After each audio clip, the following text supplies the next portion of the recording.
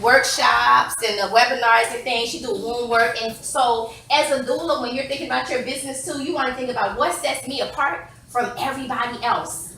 What do I do that's special? Not in a competitive way, but just who am I and what do I bring to the table? I'm not gonna never do no prenatal massage like this one because that ain't my thing. I'm not interested in being a massage therapist. I'm not gonna go to massage therapist school. I'll rub your feet and your shoulders a little bit, but I'm not gonna do no prenatal massage like Angela. That's her specialty. So bam, that's already an asset that she has to her business that nobody else don't have. I have 20 years of hospital birth experience. That's what I bring special. Like, so in my doula trainings, what do I bring anybody could make a doula training, really. I mean, not anybody, but you know, like I made my doula training, and it's like, how is my training different? Well, that's one thing. I come to you with 20 years of actual on the floor labor and delivery hospital experience. It's not a lot of, it might be some other doula trainers who have that, but not a lot. And so I bring that special that I can bring to when I do my trainings. And I'm also very passionate above bar. Not anybody's passionate like me. But anyway, so you'll think about that. So one of the things that I know Abena has special is she do this womb work. And she have a testimony. I remember reading, I think it might have been on Instagram, where she's like, it's a lot of things I don't share, but they told me I wouldn't have no children. Right? And she had two. Yes? One a hospital birth, one an unassisted home birth. Unassisted is like false because we assisted, right? Whether it's natural, physical, supernatural, we got somebody assisting us, right? So one at the hospital, one with herself and her partner, your man, and who, anybody else? Just y'all. Just y'all. They did it. Like that's. I told a girlfriend of mine in Atlanta one day. She was like, "Wait, what? It's people who do that?" I said, "Girl, yeah." She was like, "That's so gangster." That's so crazy. I said, "Yeah, they be gangster." I said, "They gangster with it. It's beautiful, right?" So that's like, I rebuke that. I rebuke all that you say. I can heal my womb, and she did it. So if I'm a woman dealing with womb issues and I want a doula, bam! I got this. She got this special from her, right? So think about what you have that's special. So anyway, without further ado, I'm allow Abena, craftswoman, to share with you all her doula journey, and then we will bombard her with some questions. Not really, but we'll get questions and Q&A done. I'm looking for my charger. Okay. And and I'll interject a little bit, just a few things that I want to cover, but I kind of like it to flow where it makes sense, so I don't want to just be reading off the slide all these different things. Okay. So thank you for coming. Thank you for inviting me.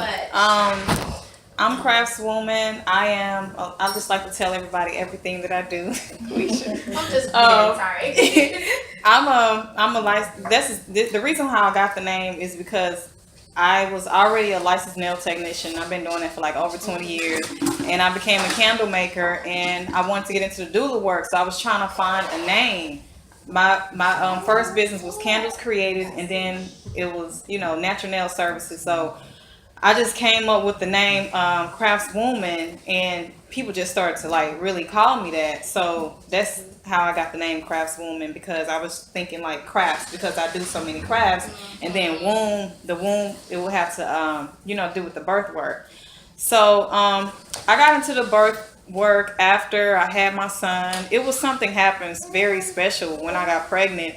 I really just became obsessed. Sorry. Raising children on Sunday evening, you was able to come back. Okay. So after you became a doula program, and then how did you feel about just going out and getting your moms? A lot of new doulas tell me it just is always something. I'm like, girl, you just talk to pregnant people. It's not that hard. But how was that for you? Particularly having done it online and feeling like you didn't have a circle here, a network here. The first time I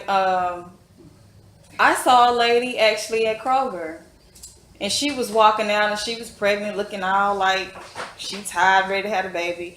So I gave her my card, and I was like, I'm a doula and I'm trying to get my certification. I just want to know if I can, do your birth for free. And she was like, yeah, I know what a doula is, and so that was how I got the first one. The second one, oh gosh, I don't even remember the second one. Oh, was that her? So I remember the other one was like, it was more of like a community thing, like a sister in the community, a young sister. Okay, somebody you knew. I knew her personally, family. but Yeah, a young sister was pregnant, so I was there with her. I wasn't. It was another doula that was there too.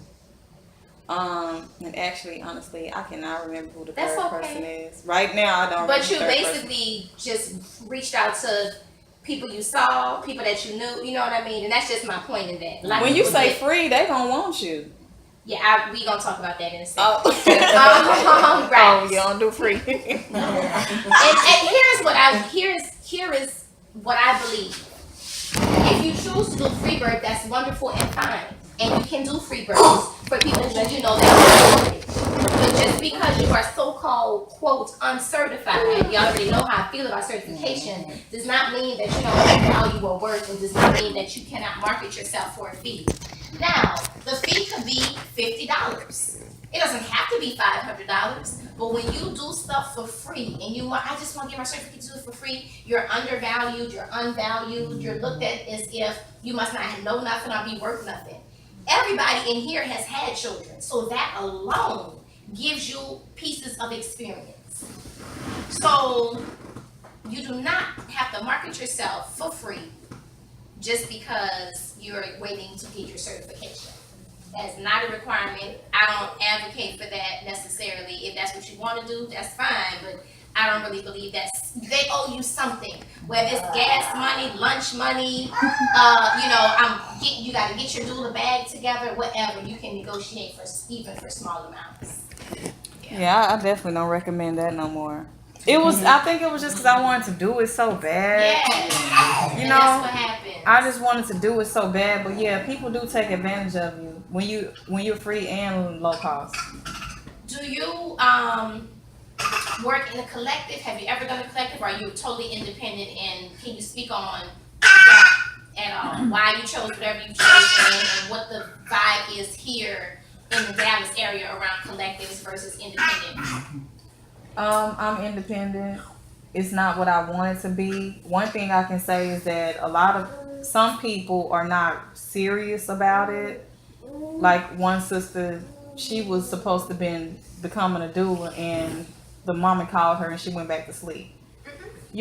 So some people are not. They say that they want to do the work, they don't want to do it, and unfortunately, the other one is they on the competition thing. They don't want to give you births. Like they not trying to work together. It was a sister. It ain't that many of us, so whatever. But she would ask me to come to an event. I was on the panel. Went there, whatever. But there's no reciprocity. I will say that Armesia was good at helping me with advice. Like she was the person who I called anytime I had questions. And so she was really good, like And being. she coming Sunday to talk about hers. Yeah, she was really good as far as being like a mentor. And I'm at a point where I really don't need her no more. But I did used to call her a lot. But we don't really. It's not a community. Gotcha. So y'all gonna change that. Cause Sister Midwife, we don't play that. Community. So whether people feel competition or not, that's like all like sometimes you just have to work through whatever and move and understand there are so many pregnant mamas who need support. Do not fall into traps thinking that Black women don't have money, don't want doulas, and can't afford to pay for doulas. What's the going rate here for one client? I don't know what's the going rate. I mean, What you charge? I'm just up like at 580. I just Okay. went up to 580. Wow. Yeah, in New Orleans it's like 750. You need to find But it out. depends on what you offer though. I mean, I have a 1-year-old and I really at this moment right now, I really can't take people like that without a backup and like now I've been busy with my other work. I guess because I had a little bad experience when I was pregnant, being a doula. And even the midwife that I was seeing at the time, she was like, well, you need to focus on your own birth and don't put that energy of your birth on you. So I kind of been skeptical of taking new clients on, and I've been more picky because I've been taken advantage of, and I don't have a babysitter like that. You know, Yes. I have to really work with my schedule. And this is the reason why it's important to create networks. Because if you have 3 people who all work 1/3, then you can each take more clients. Because then you can work collectively and everybody does better. So that's where the competition becomes dumb. Because 8 people could take 3 clients. Whereas one person might take 1. But those 3 clients collectively, it shifts everything. Then you're not on call 24/7. Now there is the situation where the client who hired you, just like if you hire a midwife, you want that midwife to be the one that